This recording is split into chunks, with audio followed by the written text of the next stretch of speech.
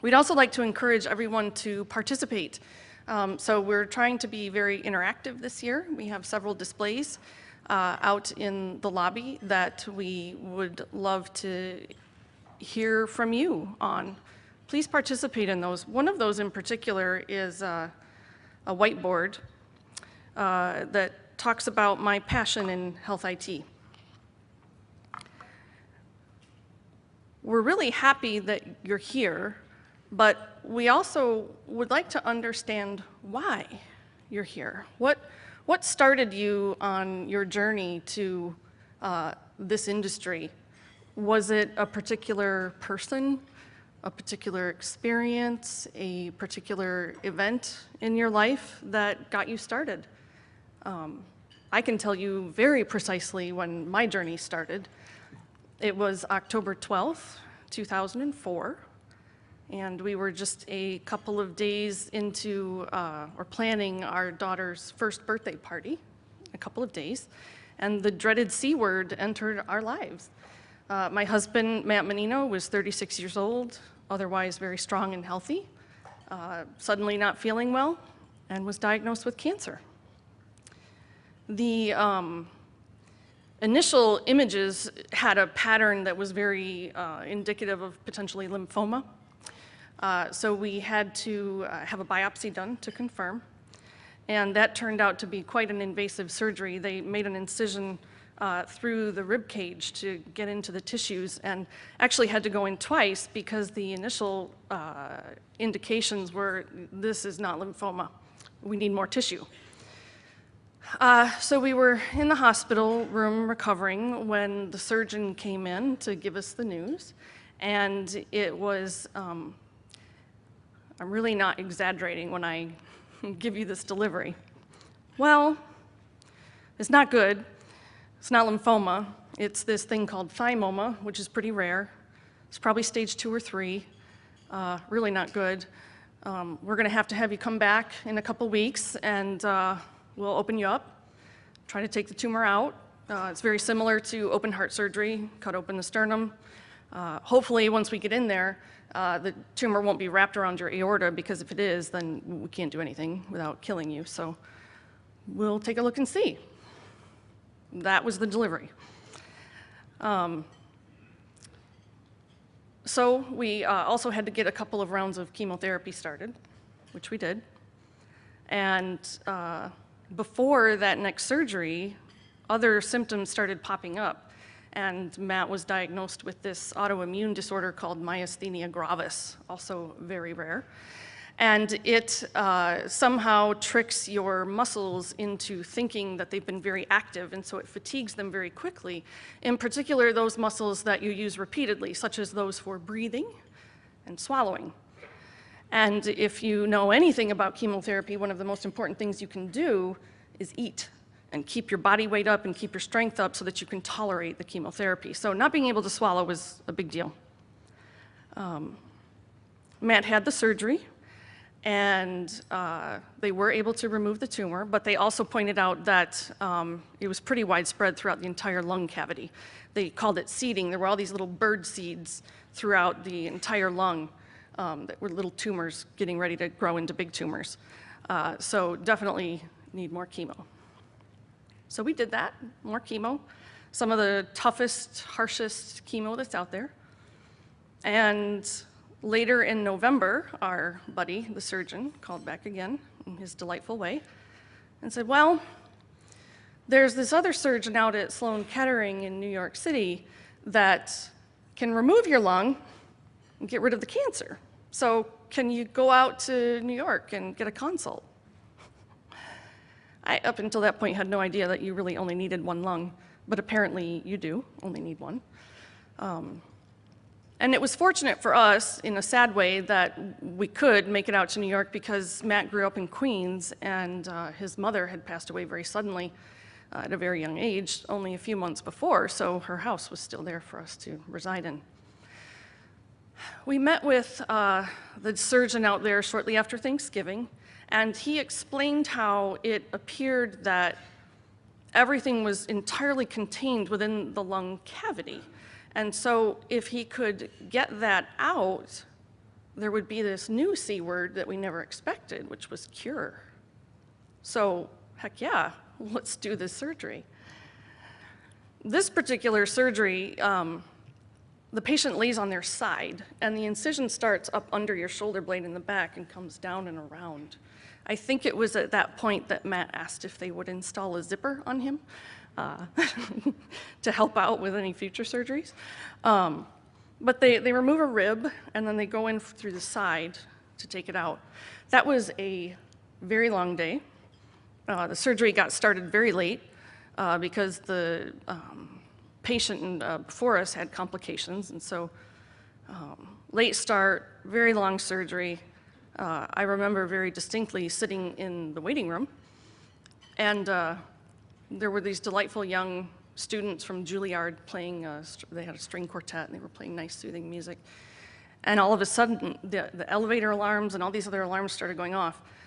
And in my exhausted stupor, I just sat there looking around going, what is going on? There were firemen in their full fire gear with axes and all sorts of equipment coming around, and nobody was telling us to evacuate. Nobody was telling us to leave or what was going on, but yet the alarms keep going off and the sirens are flashing out the windows and the sweet kids from Juilliard are still playing.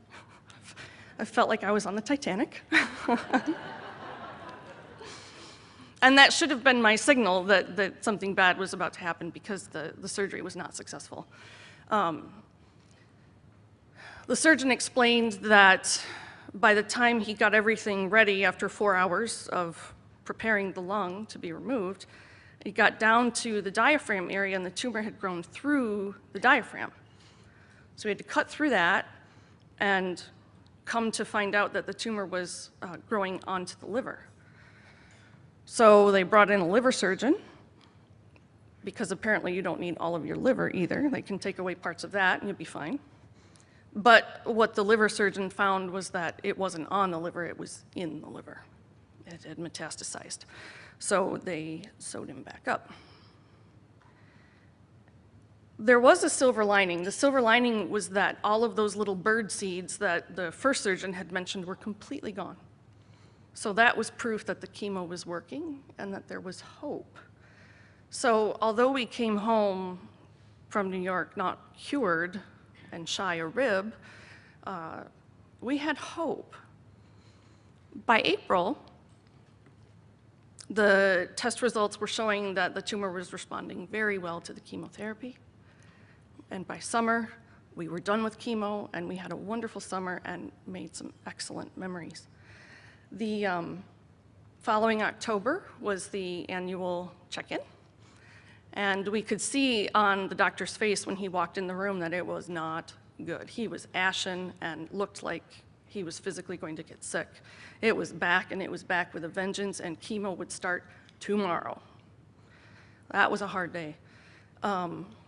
Until we got home, and there was a message on the answering machine from the doctor himself saying, Matthew, there was a mistake. Don't come in for chemo tomorrow. You're fine. You're fine.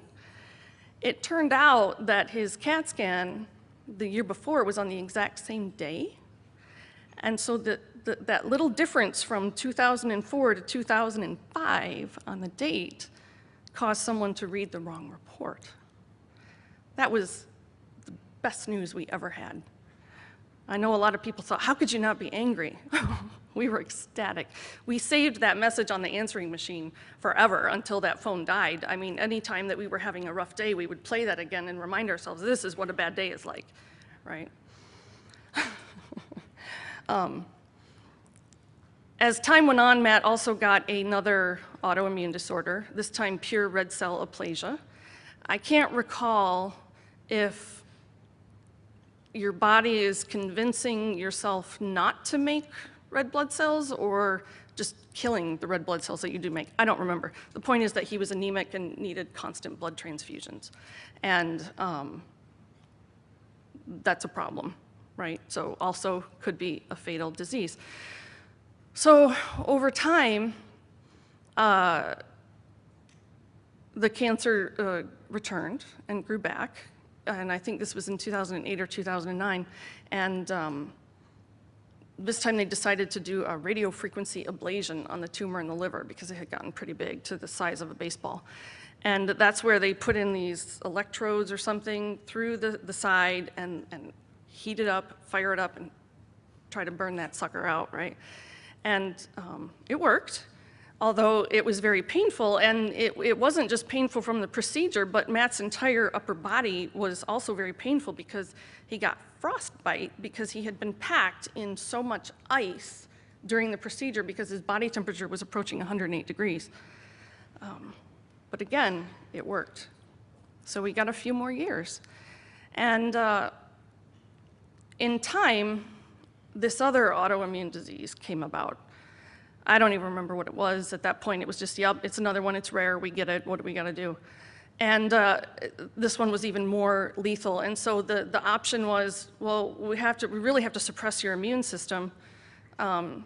But in order to do that, we're a little afraid about doing that because we think that's what's keeping your cancer in check, is this really hyperactive immune system. So it's a risk that the cancer could regain a foothold. And we don't want that. But eventually it got to the point where we had no choice. And sadly, that is what happened. A new tumor popped up in August of 2012. And it was buried very deeply in the intestines, so yet another very invasive major surgery. This one went from the belly button down the entire abdomen, and we joked because with all of the staples down his stomach, it really did look like a zipper, but it wasn't. So the successful surgery that time, they got the tumor out and still had to do chemo, right? Because there was a reason that it came back, and so there's things you can't see, you gotta do the chemotherapy. And this time it was hard for Matt to tolerate it, and after the second round, he wasn't feeling well at all, and I had to take him to the emergency room, which was fine. We had done that so many times before, and I even brought my laptop with me like I usually did because I could get some things done while he was sleeping and resting and recovering. And they said, well, he's got pneumonia, and that's, we can treat that, but his blood pressure is really low, so we're gonna admit him to the ICU because he's at risk for sepsis. Matt did not make it. He died on October 10th, 2012, this time a few days before our daughter's 9th birthday. Yesterday was Matt's birthday. He would have been 49. I share this story with you all for a very specific reason. As I've been reflecting over the last few days on my story, I've been trying to think of those scenarios that we're all addressing in this conference around, the unnecessary lab tests and getting the information where it needs to be. And I could give you so many examples of that, but what really stands out to me as I go back through this is the people that we encountered. Wendy was the nurse that first time that heard that horrible delivery from the surgeon and made it her personal mission to go track down someone that was going to explain this to us better. Dr. J was the fellow oncologist that she found that was hanging up his coat on his way home on a Friday afternoon and put that coat back on to come and sit and talk to us and explain in words we can understand what we were up against. Okay. Dr. Anderson was the doctor in the ICU that while he was trying to tell me this wasn't good, he listened to me when I said, but you don't know Matt, you don't know what he's been through. He's gonna pull through this just like he did everything else. And then Dr. Anderson continued to treat me with dignity, of course, as I came to realize, not this time. Marilyn was the ICU nurse that sat by my side, never left my side, and supported me while we came to the decision to turn off the machines. So, my dear colleagues, everything that we do collectively here contributes to that care team, right? And it's so important, I think, that we talk so much about connecting, connect legally, connect technically, connect. Don't forget to connect as a human being, okay? because that's something that the technology is never going to do. Or if it does, it's going to be really creepy, right? That care team and all of those people that I mentioned, and there's countless others that I simply don't know their names, gave us hope and strength and courage to fight and fight and fight and fight. And even though my girls miss Daddy very much, they remember him because we had 8 years of borrowed time that we were not supposed to have. And that, I don't think I have to convince you, matters, right? They remember Daddy, and his legacy will live on in them now. So I was chuckling yesterday, Jeff Chang was imploring us to do something with the data, do something, right? And Tim is also telling us at MiHIN it's got to be actionable. And I wholeheartedly agree with both of these smart gentlemen. But I would also add that it's not just that you do something, it's how you do it that can make all the difference in the world.